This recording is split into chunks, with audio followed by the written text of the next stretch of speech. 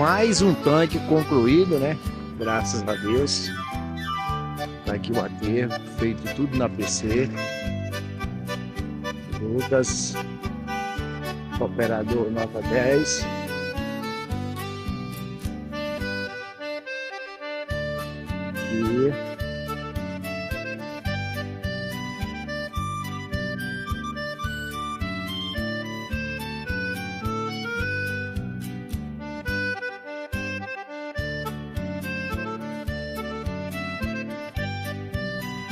E ali nós estamos fazendo outro tanque.